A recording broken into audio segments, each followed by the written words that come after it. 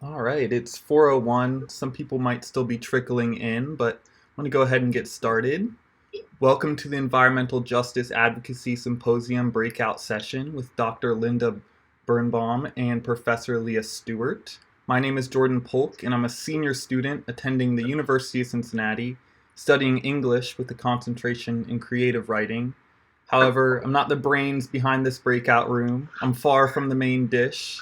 At best, I'm like a side of green beans or mashed potatoes.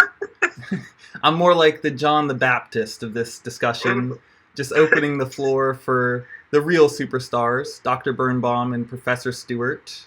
As John the Baptist says in the book of Luke, he who is coming after me is mightier than I. In fact, let me give you a little extra insight on both of these brilliant speakers that we have with us. Professor Leah Stewart attended college at Vanderbilt University, graduate school at the University of Michigan, and now she's a professor at my own lovely school, the University of Cincinnati, teaching within the Arts and Sciences department. Professor Stewart is a phenomenal author. She has been the recipient of many prestigious awards, including the Literature Fellowship Award presented by the National Endowment for the Arts, along with the Sachs Fund Prize back in 2014. She has released novel after novel, with her most recent being What You Don't Know About Charlie Outlaw. She even has her own website, which is leahstewart.com. And in my mind, if you have your own website domain, you're a pretty big deal. I implore you to explore Professor Stewart's website when you have free time to further explore all the groundbreaking work that she has been doing throughout her life. Next, we have Dr. Linda Birnbaum, who received her bachelor's degree in biology at the University of Rochester, then earned her master's degree and her PhD in microbiology at the University of Illinois. She's an American toxicologist, microbiologist, and the former director of the National Institute for Environmental Health Sciences. She also works as a professor at the University of North Carolina at Chapel Hill School of Public Health, and additionally, she's a member of the editorial board of Environment International. I'd run out of breath before being able to successfully encapsulate both Professor Stewart and Dr. Birnbaum's astounding accomplishments, impressive endeavors, and terrific titles, but I think that's a good enough introduction for now. Let me just say on behalf of this whole breakout room, it is a privilege to be sitting amongst both of you today. Well, sitting virtually, of course. Although, all right, now for breakout room logistics, just a heads up, this conversation will be recorded so that people that didn't have the opportunity to speak with us can watch in at a later date. To help structure this breakout session, we ask all participants to indicate that you'd like to make a comment or ask a question by typing your name in the chat or raising your hand. If you'd prefer not to speak, you can simply type your question in the chat and we'll ask for you. I'll introduce you in the order in which your name appears so we can make sure everyone who wants to has the opportunity to speak. For now, we'd ask you to keep your microphone muted if you're not speaking. I'll get the conversation started by asking Professor Stewart and Dr. Birnbaum the following question. As young yet ambitious students, what is something that we can begin doing now to aid in the fight for environmental justice prior into entering into the professional world?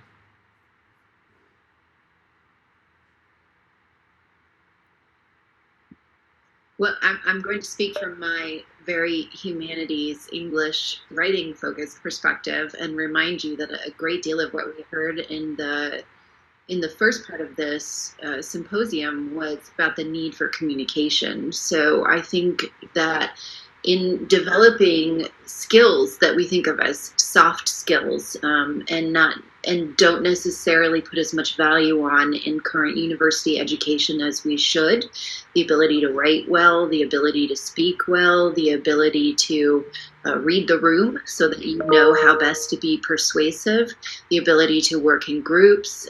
These are the kinds of things that we sometimes neglect in our focus on doing immediate on-the-job training in the university setting right now. As everyone knows, the humanities have been very much in decline while the number of business majors has gone up since 2008 and the economic crisis there.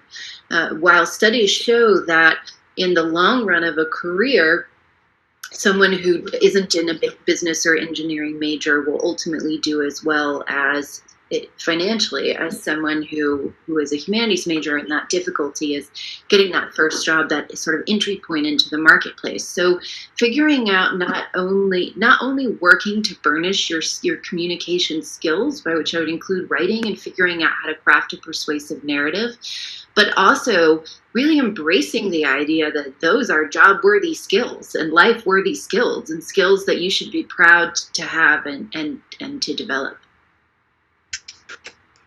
So that's a question that's kind of a little outside my usual comfort zone.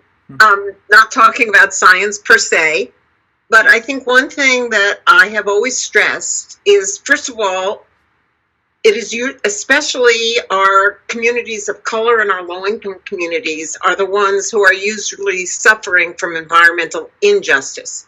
They're the communities that are, for example, next to our fence lines, or they're the communities where, for example, they're near where you have high traffic areas or something like that. And so if you're interested in environmental studies, you've got to work with the communities. And I don't mean that you helicopter in. I think one of the problems that we have with a lot of scientists is that they want to come, they want to look at community, they want to be the ones to discover what the problem is. They want to find a solution, they want to tell them, and then they go away. That's not how you need to work. It's really important that you are embedded and working in total community engagement. So someone earlier in the first hour talked about the need for science literacy. And this is true throughout our country for many, many areas, but especially true, I think, in our EJ communities that need to be totally involved in the problems that face them. Awesome. Thank you both for those answers. I'll now open the floor for other people to ask questions.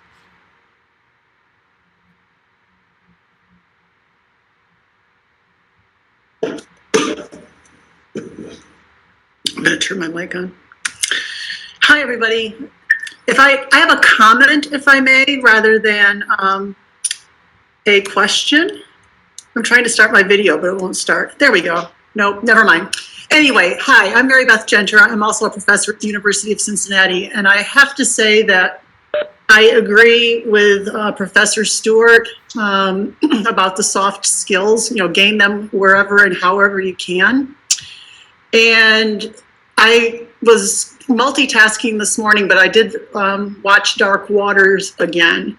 And what stood out to me that didn't stand out to me the first time I watched it was the chemist. The chemist who wanted to know what Rob Bilott needed to know what a fluorine atom was. He needed to know what a carbon atom was. And I thought that the actor who played the chemist did an amazing job. He didn't just say, oh, they're just water-soluble chemicals that might hurt you. He really built the molecule alongside of Bilott, and I thought that was really awesome. But not everyone has that skill set. So yeah, those soft skills are really, really important. If I can just jump in from there, I think that coming back to the idea of communication and the idea of trying to make people nationally aware, not only of this particular problem, but of environmental justice issues in general, that those of us who work in narrative art forms have a responsibility to figure out how to tell those stories and tell them widely. And one of the main reasons for that is that what a narrative art form can do is cause an emotional response to information. And we all know that for better, or unfortunately very often for worse, we are far more likely to unfortunately act on our emotions than we are to act on information, unless that information is immediately life-threatening, at which point it's of course triggered our emotions. So for people who watched Dark Waters and got emotionally involved, and there's a reason why that story wasn't just focused on here were the steps to figuring this problem out and on the lawsuit, et cetera, but also on Rob Billard's personal life and the toll that it took on him. And it's so that we will become emotionally involved with that character and with that story and with the information that he is giving to us. They all get mixed up in our brains together when information and emotion are delivered together. And I would imagine that there were people who had an emotional response to that film and at least went and looked up what products that chemical is in that they might want to avoid, got scared for their family, or maybe got angry and decided to pursue some kind of environmental activism themselves. I know there was a Sierra Club effort here where they were standing outside the independent theaters that were showing that movie and passing out flyers about I think they were about maybe not just the chemicals, but also about the cracker factories that are either under construction or looking to be built along the Ohio River. So, there's a very clear relationship between activism and storytelling that I think that film helps to illustrate. One of the things I loved in the film, my name's Ariel and I'm a journalist. One of the things I loved in the film was the moment when Ballot is showing the photograph of the little boy with only one nostril. That was such a powerful human moment, much more powerful than the class of 13,000 people in the epidemiological study. And one of my favorite novels is Barbara Kingsolver's novel about the people who organized to stop the pollution of a river, the ordinary people, Animal Dreams. Just such a great novel. And I think one of the great stories that Americans love is the underdog story. And I wonder what kind of stories can we tell to get people mobilized about those cracking plants, and the fact that Orsenko gave up its ability to make regulations or enforce regulations, and now we have all this industry building in the Ohio River watershed, and what's coming down our river, and how can we get people mobilized to be the feisty underdogs who prevail against Goliath?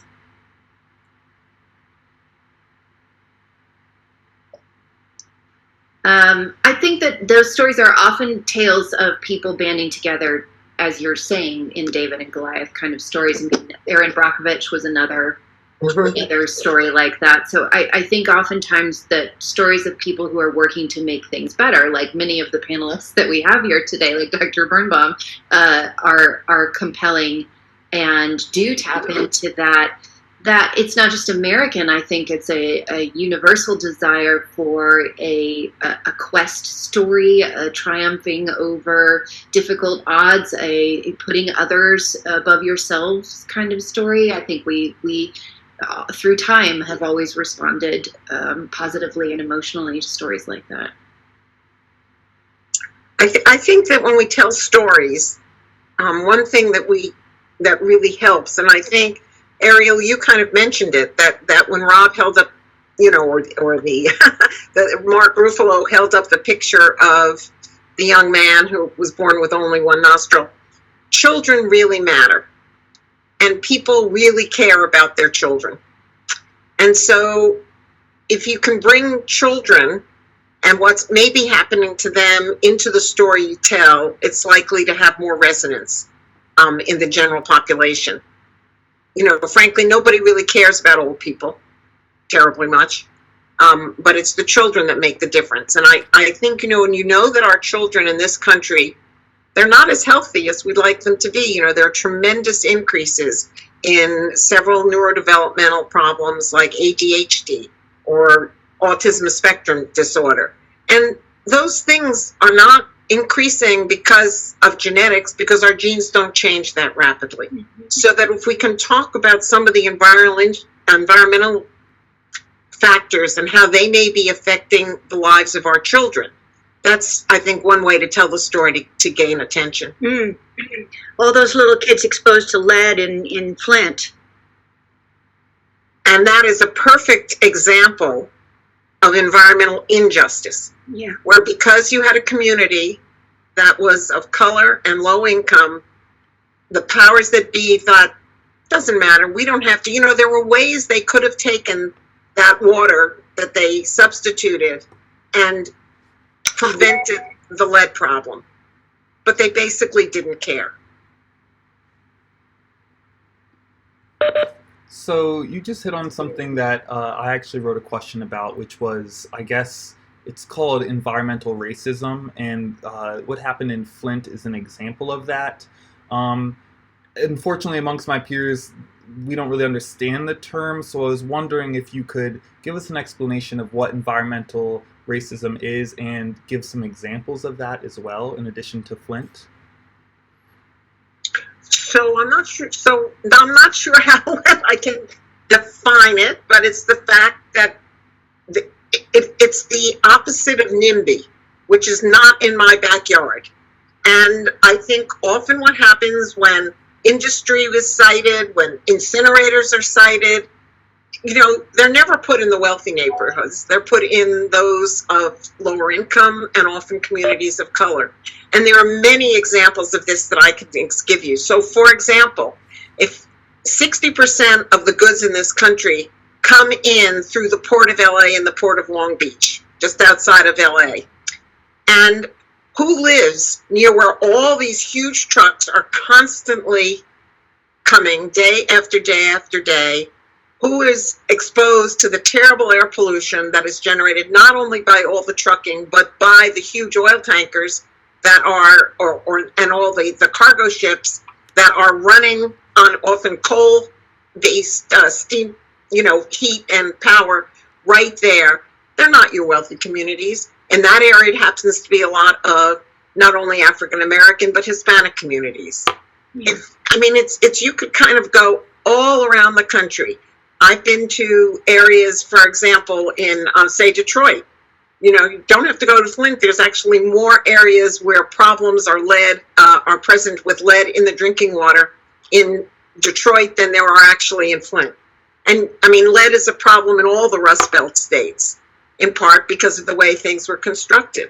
But you can think about things, for example, we have evidence that many African Americans, especially lower income people, eat more fast food than other Americans. And in fact, they have higher levels of PFAS.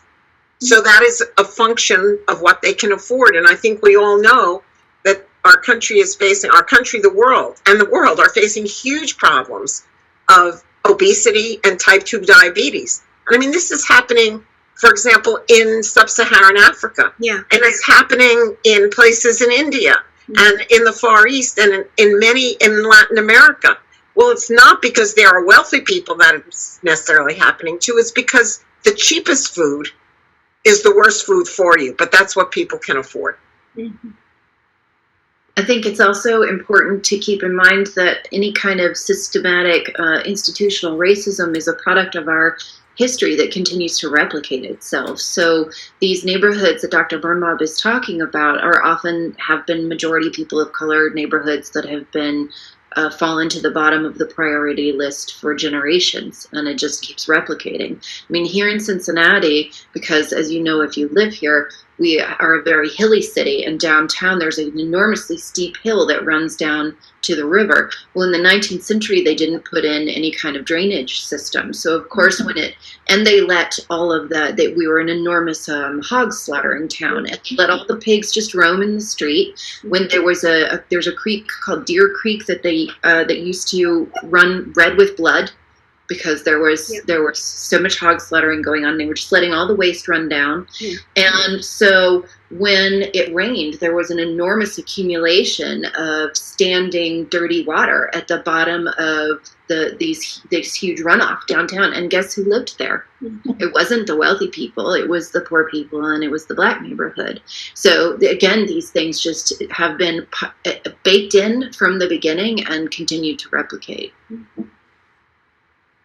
And that comes back also to, I think, the point that, again, about storytelling, and the point that Rob Billat was making about the necessity of understanding how government works and how the laws came to be what they are. We also need to understand how our culture has worked and how our society has again and again made the kinds of choices that are leading to the current circumstances that Dr. Birnbaum is talking about. So the idea that, for instance, the idea that we can't seem to shake in America that less government regulation is actually better, and that if you don't have government regulation, somehow high-minded corporations and private citizens will take care of things.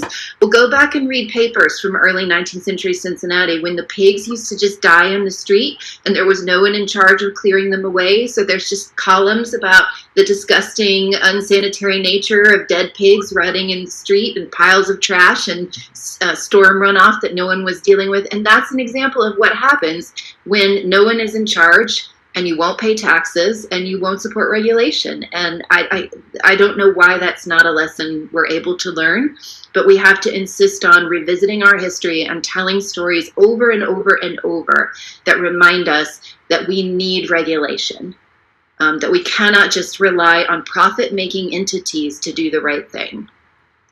So I'd like to kind of riff off that a second, if that's okay, Professor Stewart. And the point is that there have actually been done lots of economic studies that have shown that regulation ends up saving money and creating jobs, not costing more money and losing jobs. It's been done very well in relationship to controlling air pollution. And that's an aspect that people are completely unaware of with lead.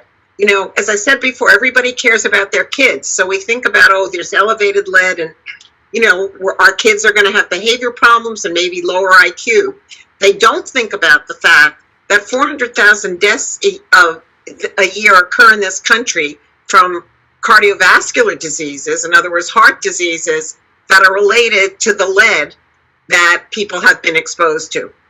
So, I think, we often have blinders and we don't understand that, but been lots of studies that have shown that as we've ramped down the levels of air pollution in this country, not that it's where we need to go, but it's certainly a lot better than it was 50 or 60 years ago. There are less in healthcare costs that you have to pay and less in lost life years and lost, work years.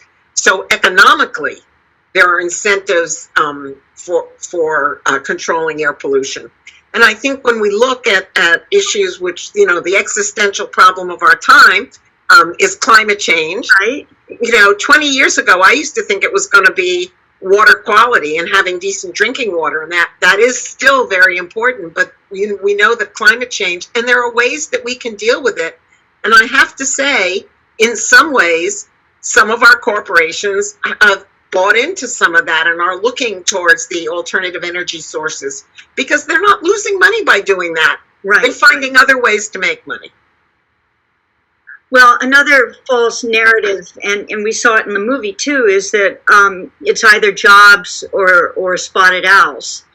And, I don't know why we're not hearing from the insurance industry about how much they're losing every year in paying out these disaster claims because of climate change. Why are we not linking economic security with dealing with these environmental problems and preventing all this sickness from exposure to toxins, Well, again, in the issue of environmental justice, my state, I'm from North Carolina, and we have had numerous hurricanes, more so and more severe in the past couple of years, terrible flooding. Your river is a disaster.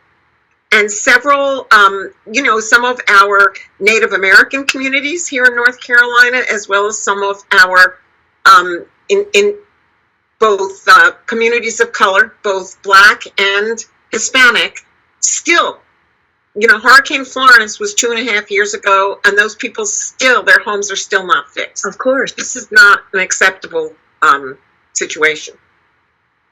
But we're not reading about them in the news. That's correct.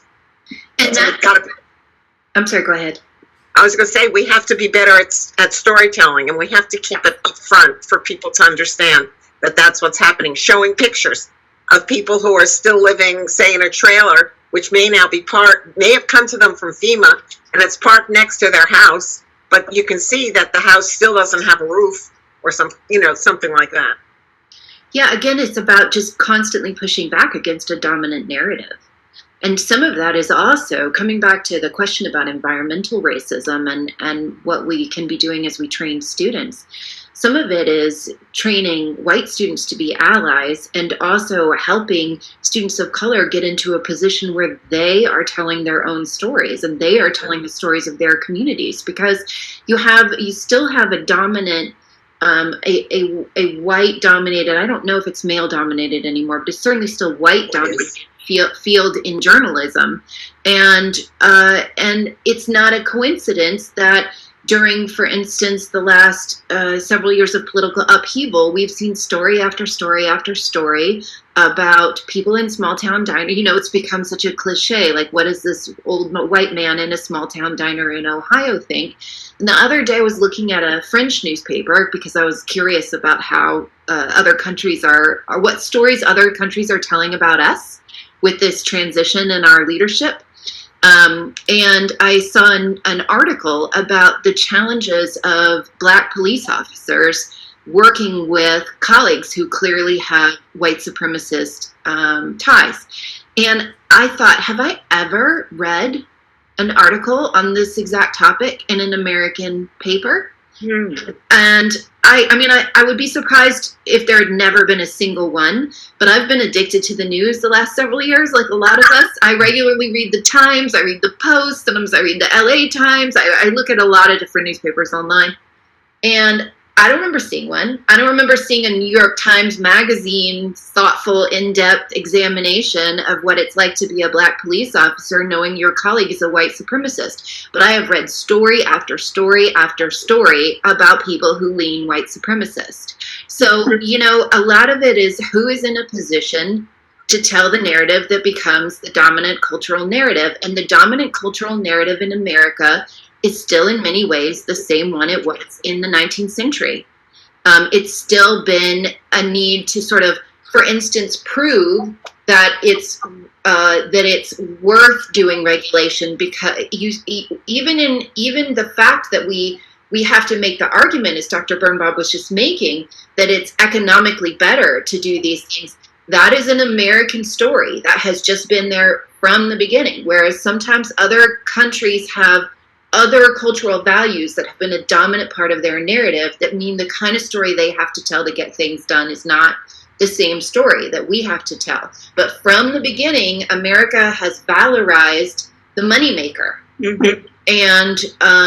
And we are still fighting with that story. If you look at, you can tell I've been doing research on this topic because this is partly what I'm writing a novel about right now. But if we look back at, for instance, European visitors' take on America when they came here in the early 19th century, they talk a great deal about how much we work.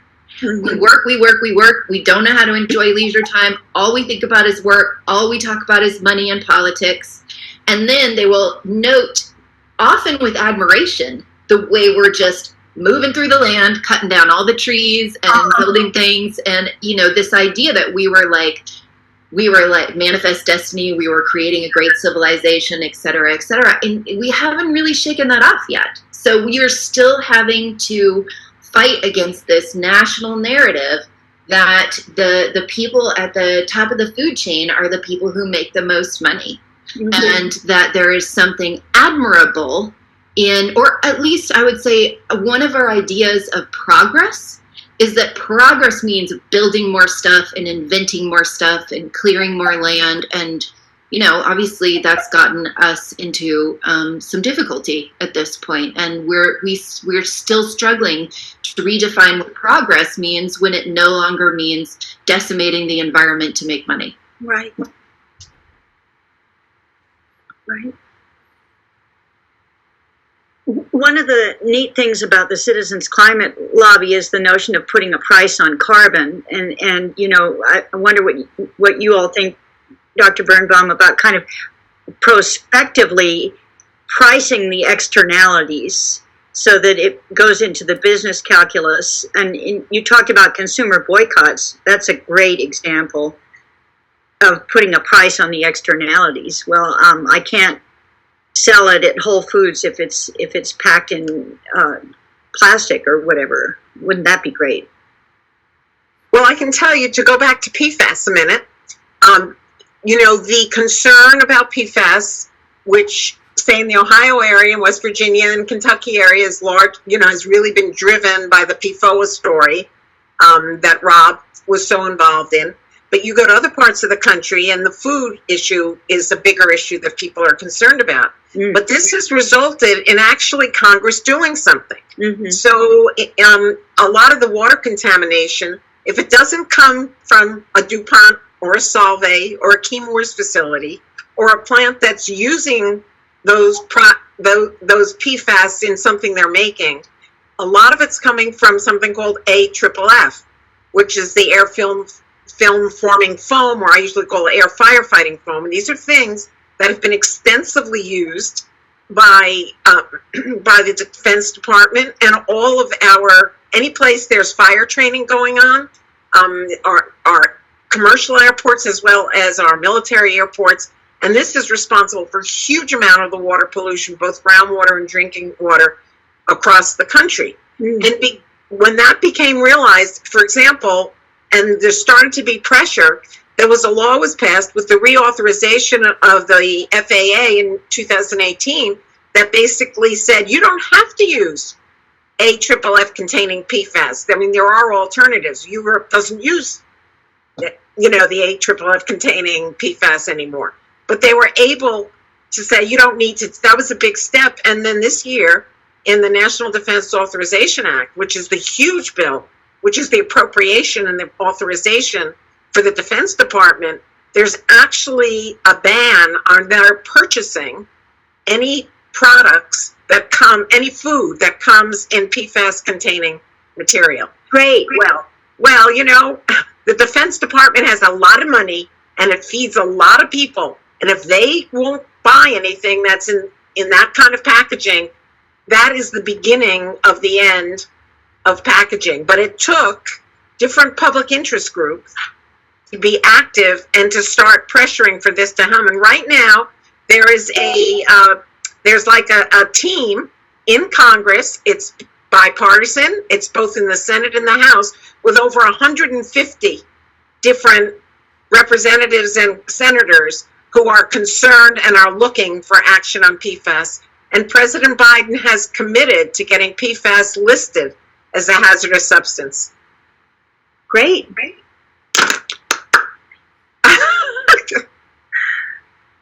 That's wonderful news. All of these wonderful breakthroughs aren't getting through. I'm a really interested member of the public. I'm not reading about this. I'm trying to get out the story about how much Cincinnati is doing about reducing its carbon footprint, and nobody's talking about that much either. The 2030 district has reduced our footprint by 21% in just over a year. Well, Ariel, right now, most people are totally focused on the pandemic. And it's very hard to get other material into the news, and it's even hard to get Congress interested. So one of the things that actually Congress is interested in now is the PFAS in water, is the PFAS in food containers, and the fact that there is now at least one study which shows that the severity of the disease may be related to your levels of PFAS. COVID, you mean your severity of COVID? That's correct. Oh. So that's come out of Denmark. The Danes are not that different than we are. And there's animal data experimental data that would support that as well. So I think when people hear that becomes timely, and that kind of information does hit the news.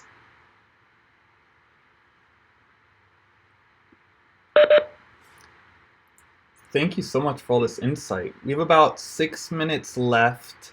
I kind of wanted to end on a little more positive note since we were talking about some very heavy topics.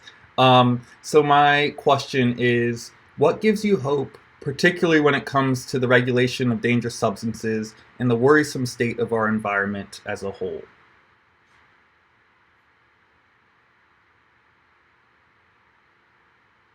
As the environmental scientist, or environmental health scientist, I'll take that on first. What gives me hope is that there is some growing interest in this topic, that in the Biden administration, there is a lot of interest in the environment. We know that he has appointed 2 climate czars that are in his basically cabinet level.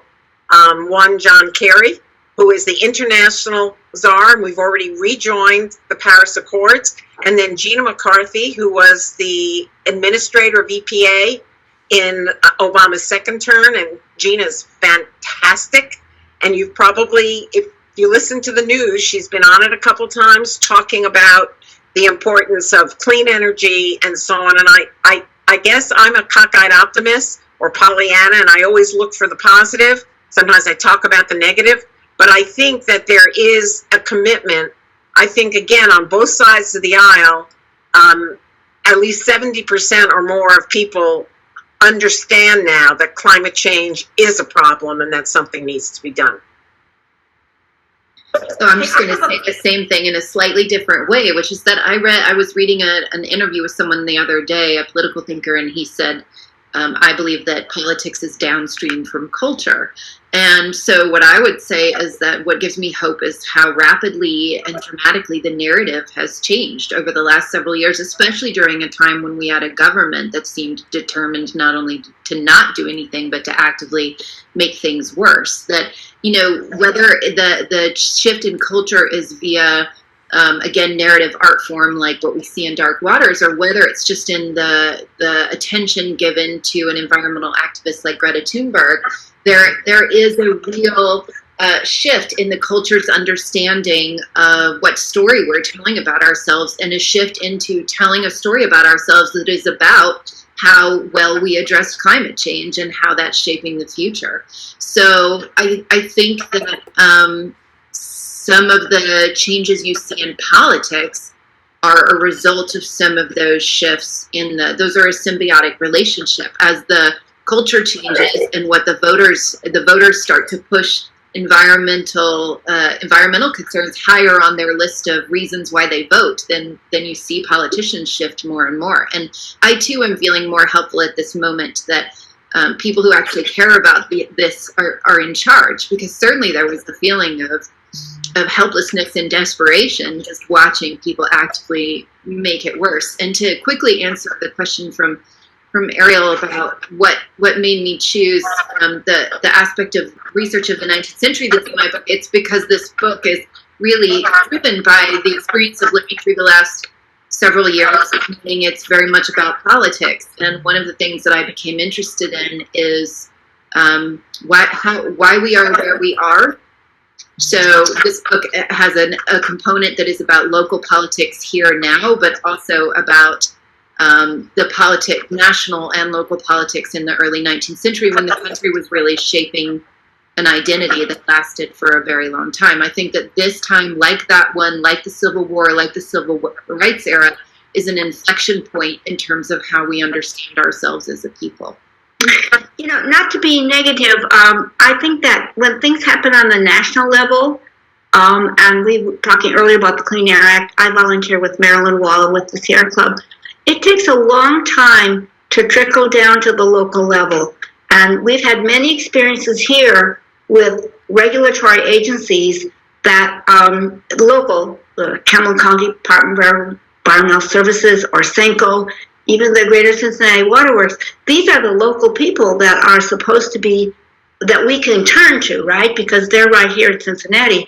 And I often find that they just don't respond. And I'm not saying, I don't mean to imply they don't do their job, but there seems to somehow be a disconnect with what is actually the law on the local level, and then sometimes it doesn't happen that way on a local level. Well, thanks for that comment, but I kind of want to take us back to remember what John Lewis talked about good trouble. Oh yeah, I know. And I think that, you know, there is also, especially for women, you know, the culture of being compliant, not speaking too loudly, not, you know, causing a problem. And I think men as well as women need to feel empowered and be empowered to make good trouble.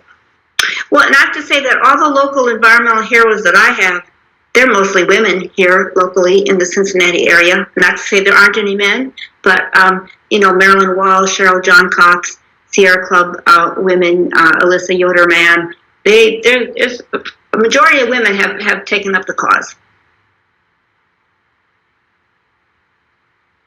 It's another reason for I'm kind of like tied several through. I think if somebody could mute who isn't muted, we might get feedback. But I think just to sort of tie up a number of threads, that someone was talking about how important it is to get involved not only in national politics, as so many people have over the last several years, but in local politics. And that I think part of the problem is that it's hard, as an activist like yourself knows, to gin up a lot of excitement about local politics. And that's one reason why my novel is about local politics, because I feel like one of the things that I have learned in the last several years is the importance of what can be done on the local and state level, and also the dangers of neglecting keeping pressure on local and state government. So thank you for doing that work. All politics really are local. Even at the national level, they're still local. They're still coming, building up.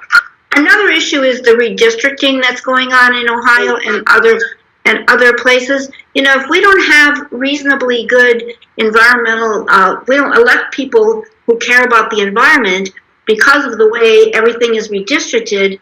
So I'm also a member of the League of Voters, and we have a Natural Resources Committee, and we talk about that all the time. Our legislature in Ohio, my state senator, Steve